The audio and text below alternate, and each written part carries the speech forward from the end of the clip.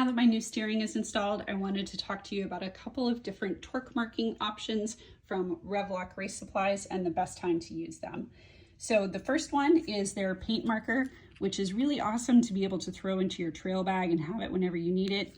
As you can see with my old tie rod, we did have to make a trail adjustment.